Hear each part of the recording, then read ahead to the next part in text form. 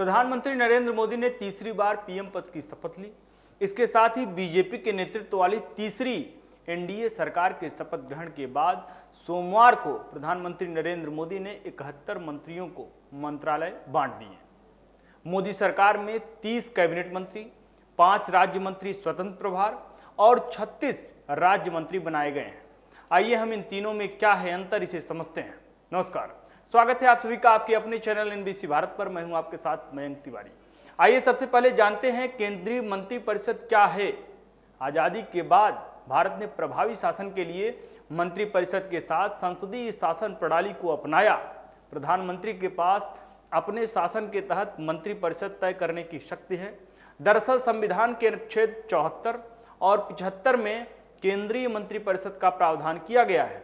अनुच्छेद 74(1) कहता है, राष्ट्रपति की सहायता और सलाह के लिए प्रधानमंत्री की अध्यक्षता में एक मंत्रिपरिषद होगा जो अपने कार्यों का निष्पादन राष्ट्रपति की सलाह के अनुसार करेगा। अब ये समझिए कि मंत्रियों को कौन नियुक्त करता है। प्रधानमंत्री की नियुक्ति राष्ट्रपति के जरिए की जाती है और अन्य मंत्रियों की नियुक्ति राष्ट्रपति के जरिए प्रधानमंत्री की सलाह पर की जाती है। आमतौर पर मंत्री बनने के लिए किसी व्यक्ति को संसद के किसी सदन का सदस्य होना चाहिए। हालांकि संविधान में संसद के बाहर से किसी व्यक्ति को मंत्री नियुक्त करने पर कोई रोक नहीं है, लेकिन ऐसा व्यक्ति 6 महीने से ज्यादा समय तक मंत्री नहीं रह सकता जब तक कि वह संसद के किसी सदन का सदस्य न बन जाए। मंत्रिपरिषद में कैबिनेट मंत्री, राज्य मंत्री स्वतंत्र प्रभार, राज्य मंत्री और उप मंत्री शामिल होते हैं। हालांकि हाल के समय के केंद्रीय मंत्रिपरिषद में उप मंत्री बनाए जाने के उदाहरण नहीं आए हैं। मंत्रिमंडल में 3 प्रकार के मंत्री होते हैं। सबसे पहले कैबिनेट मंत्री, फिर राज्य मंत्री स्वतंत्र प्रभार और फिर राज्य मंत्री यानी एमओएस। सवाल उठता है कि इन मंत्री पदों में डिफरेंस क्या है, अंतर क्या है और उनकी भूमिकाएं किस तरह की हैं। इन मंत्री पदों से जुड़ी अलग अलग जिम्मेदारियां और अधिकार तय हैं। इन सब की बारी बारी से सभी मंत्रियों के पद, ताकत, कार्य को समझिए। कैबिनेट मंत्री को समझिए कि वो किस तरह से कार्य करता है। कैबिनेट मंत्री मंत्रिपरिषद का सदस्य होता है जो मंत्रालय का नेतृत्व करते हैं। मंत्रिपरिषद में कैबिनेट मंत्री सबसे वरिष्ठ यानी सीनियर होते हैं, जिनके पास ज्यादा ज्ञान और अनुभव होता है। इनकी नियुक्ति प्रधानमंत्री की सिफारिश पर राष्ट्रपति के जरिए उनकी विशेषज्ञता और वरिष्ठता के आधार पर की जाती है।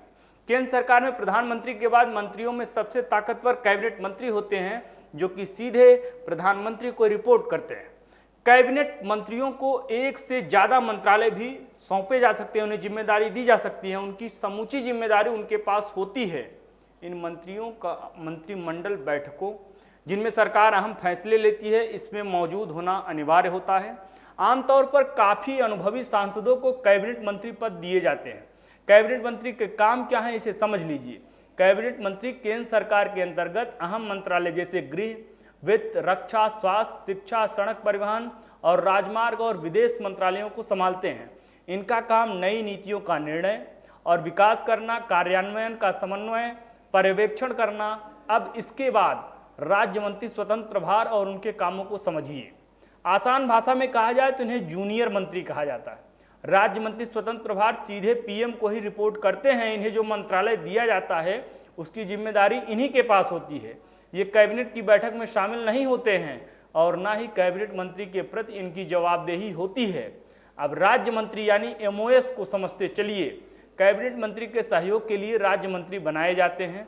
ये कैबिनेट मंत्रियों को रिपोर्ट करते हैं। आमतौर पर कैबिनेट मंत्री के नीचे 1 या 2 राज्य मंत्री होते हैं। राज्य मंत्रियों को मंत्रालय के भीतर विशिष्ट जिम्मेदारियां सौंपी जाती हैं और वे कार्यभार संभालने में कैबिनेट मंत्री की मदद करते हैं। इसमें मंत्रालय के भीतर विशेष क्षेत्रों या परियोजनाओं की देखरेख करना ही शामिल हो सकता है। उनके पास निर्णय लेने की सीमित शक्ति होती है और वे आम तौर पर अपने मंत्रालय के भीतर विशिष्ट कार्यों या क्षेत्रों पर ध्यान केंद्रित करते हैं। किसको कितनी सैलरी मिलती है, इसे भी समझ लीजिए।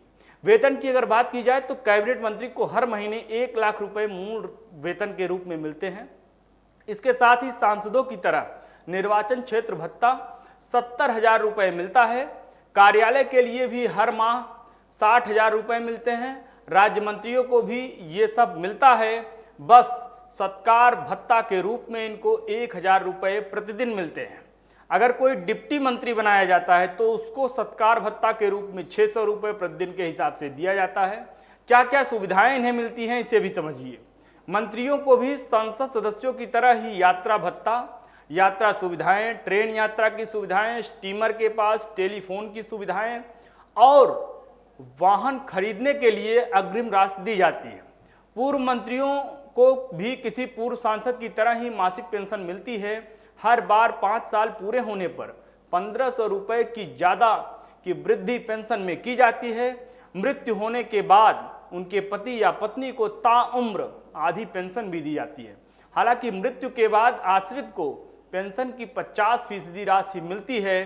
साथ ही साथ ट्रेन में यात्रा की भी छूट मिल जाती है। मंत्रियों को सांसदों की ही तरह ट्रेन के एसी फर्स्ट क्लास में चाहे जितनी यात्राओं की छूट होती है। हालांकि साथ में कोई सहायक या पत्नी हो तो सेकंड एसी में यात्रा की छूट मिलती है। पूर्व केंद्रीय मंत्रियों को पेंशन और फ्री रेल यात्रा के अलावा चिकित्सा की सुविधाएं भी निःशुल्क मिलती हैं। कैबिनेट मंत्री की ही तरह ये सारी सुविधाएं राज्य मंत्री और राज्य मंत्री स्वतंत्र प्रभार को भी दी जाती हैं। अब आइए इसे समझते हैं कि वेतन तय कौन करता है। साल 2018 तक तो संसद के सदस्य खुद ही अपने वेतन में संशोधन के लिए कानून बनाते थे। इसको लेकर खूब विवाद भी खड़ा होता था। इसको देखते हुए फाइनेंस एक्ट 2018 के जरिए कानून में बदलाव किया गया। अब इस एक्ट के अनुसार सांसदों के वेतन, दैनिक भत्ते और पेंशन में हर 5 साल में बढ़ोतरी का प्रावधान किया गया है।